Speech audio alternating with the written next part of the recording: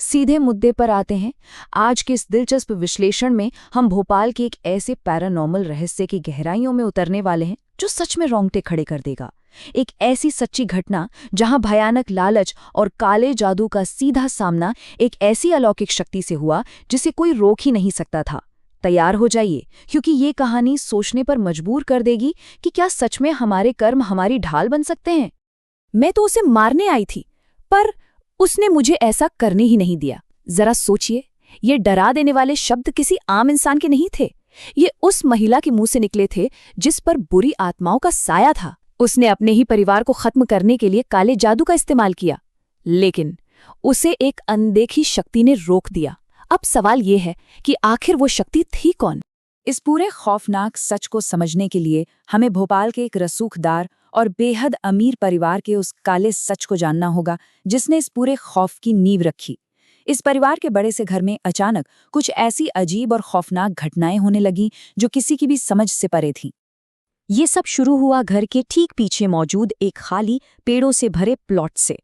वो जगह इन सारी पैरानॉर्मल घटनाओं का जैसे केंद्र बन गई थी। रसोई में अपने आप बर्तनों का गिरना, बिना किसी हवा के छत पर सूखते हुए कपड़ों का उड़कर उस पीछे वाले प्लॉट में चले जाना, और बिना किसी कारण पेड़ों के पत्तों का जोर जोर से हिलना।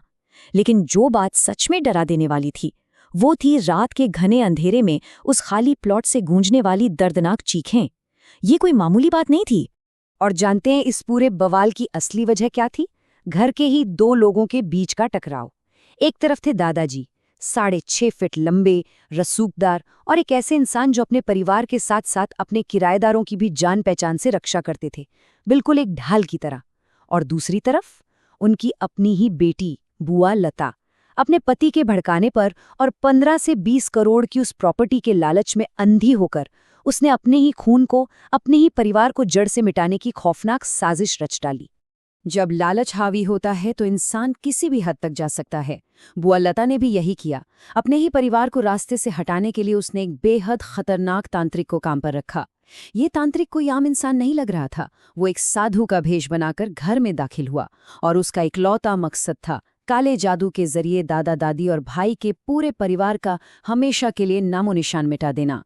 इस खतरनाक साजिश की शुरुआत हुई खजाने के एक झूठे लालच से। उस तांत्रिक ने बहुत ही चालाकी से कमरों के बाहर सिंदूर का एक त्रिकोण बनाया और उसमें नींबू और काली मिर्च रख दी ताकि परिवार को अपने झांसे में ले सके। लेकिन जब ये तरकीब काम नहीं आई तो मामला और भी भयानक हो गया। बुआ लता ने अपने ही पिता की बनियान और अपनी मां के कंघे से उनके बाल चुराकर उस तांत्रिक को सौंप दिए ताकि वो एक जानलेवा और कभी न टूटने वाला वूडू जादू कर सके। और इसका असर दिखा भी।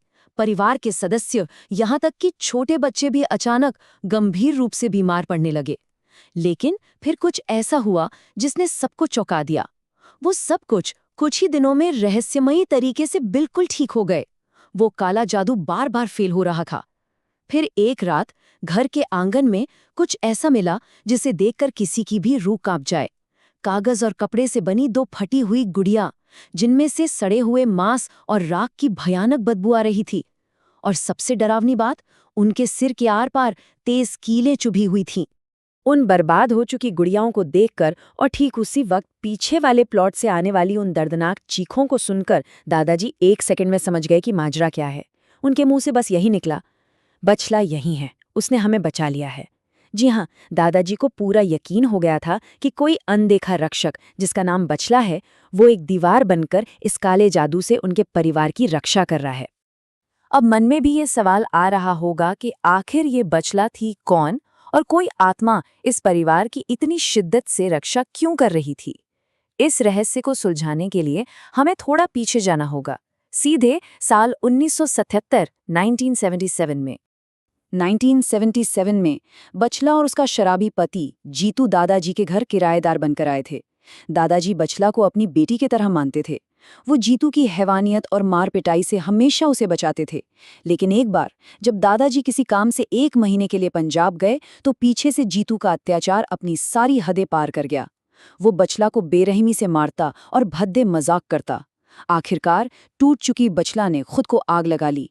21 दिन तक हमीदिया अस्पताल में तड़पने के बाद उसने दम तोड़ दिया। लेकिन अपनी आखिरी सांस के साथ उसने जीतू को भस्म हो जाने का एक भयानक श्राप दे डाला। और जानते हैं, वो श्राप सच साबित हुआ। जीतू अपनी मैकेनिक की दुकान में लगी आग में जिंदा जलकर राख हो गया। बदला तो पूरा हो गया था, लेकिन बचला की आत्मा उसी किराए के कमरे में कैद होकर रह गई। समय के साथ दादाजी ने उस कमरे को तोड़वा दिया और वही जगह आज वो पीछे का खाली प्लॉट है। बचला की आत्मा वहीं से पूरी खामोशी के साथ उस इकलौते इंसान के परिवार की पहरेदारी कर रही थी, जिसने उस पर कभी दया दिखाई थी। अब लौटते हैं उसी काले जादू वाले खौफनाक मंजर पर। बचला की आत्मा ने उस काले जादू को घर में घुसने तो नहीं दिया, लेकिन जो हुआ वो और भी भयानक था। वो सारी की सारी डार्क एनर्जी, वो सारा काला जादू एक झटके में पलट गया और सीधे उस इंसान पर जा गिरा जिसने उसे बुलाया था, यानी बुआ लता पर। और इसका अंजाम क्या हुआ? 9! बिल्कुल सही सुना आपने। 1 या 2 नहीं, बल्कि पूरी 9 खूंखार आत्माओं ने एक ही झटके में बुआ लता के शरीर पर कब्जा कर लिया। अपने ही परिवार की बलि चढ़ाने की उस साजिश की ये एक ऐसी कर्मिक सजा थी जिसकी कोई कल्पना भी नहीं कर सकता। उस पोजेशन का जो शारीरिक असर था वो सच में रूह कपा देने वाला था। बुआ लता के चेहरे के बाएं तरफ हमेशा के लिए लकवा मार गया। जरा सोचिए, जो महिला ठीक से बिस्तर से उठ नहीं पा रही थी, वो अचानक मोटे मोटे रस्सों को ऐसे तोड़ने लगी जैसे वो कच्चे धागे हों। वो जानवरों की तरफ फर्श पर रेंगने लगी। और खौफ की इंतहा तो तब हो गई जब उसने अपने ही 20 साल के बेटे, जो खुद आर्मी ट्रेन था, उसका गला घोटने की कोशिश की। अपने भाई को खरोचकर उसके नाखूनों से टपकते खून को चाटना ये साफ बता रहा था कि वो 9 आत्माएं किस कदर खूंखार थीं। अगर हम इसे समझने की कोशिश करें तो इसे कर्मिक बैकलैश कहा जाता है।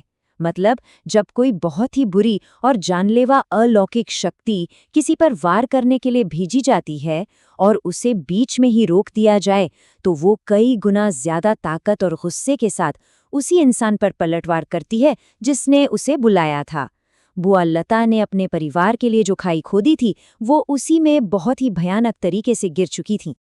अब बात करते हैं कर्मों की उस असली कीमत की, जो अभी चुकानी बाकी थी। एक बेहद ही मुश्किल और पूरे 9 घंटे तक चले एक तांत्रिक अनुष्ठान के बाद उस वक्त के लिए तो वो आत्माएं एक कलश में कैद कर ली गई और खतरा टल गया।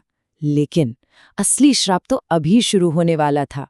इस कहानी का सबसे खौफनाक और अनसुलझा पहलू ये है, 5 वो 5 पंडित जिन्होंने मिलकर उस भयानक 9 घंटे के अनुष्ठान को पूरा किया था, अगले कुछ ही सालों के भीतर एक एक करके बेहद रहस्यमयी तरीके से मौत के घाट उतर गए। ये कोई इत्तेफाक नहीं हो सकता था। और जैसे ही उन पंडितों की मौत हुई, वो आत्माएं फिर से लौट आईं। लेकिन इस बार किसी भी दूसरे आध्यात्मिक गुरु या तांत्रिक की हिम्मत ही नहीं हुई कि वो इस मामले के आसपास भी फटके। बुआ लता को बचाने वाला कोई नहीं था। अपने उन खौफनाक कर्मों के बोझ तले वो अगले पूरे 5 सालों तक हर एक दिन तिल तिल कर तड़पती रहीं, जब तक कि 2015 में आखिरकार उनकी मौत नहीं हो गई। ये पूरी घटना हमें एक बहुत ही कड़वी और सच्ची हकीकत से रूबरू कराती है। जैसा आप बोते हैं वैसा ही काटते हैं, और उसका फल आपको यही भुगतना पड़ता है। यही स्वर्ग है और यही नर्क। दादाजी के निस्वार्थ स्वभाव और दया ने उनके परिवार के लिए एक ऐसा रक्षक तैयार कर दिया जो मौत के बाद भी उनके सामने ढाल बनकर खड़ा था। वहीं दूसरी तरफ बुआ के लालच ने खुद उनके लिए मौत का एक ऐसा खौफनाक कुआं खोदा जिससे वो कभी बाहर नहीं आ पाई। इस विश्लेषण के अंत में ये कहानी हमारे सामने एक ऐसा गहरा सवाल छोड़ जाती है जो यकीनन काफी समय तक हमारे और आपके दिमाग में घूमता रहेगा। क्या सच में मरने के बाद भी कोई आत्मा अपनों की इस तरह रक्षा कर सकती है, या फिर ये सिर्फ हमारी ही कर्मों का वो कभी न रुकने वाला पहिया है जो हर किसी के अच्छे और बुरे का हिसाब खुद ब खुद बराबर कर देता है?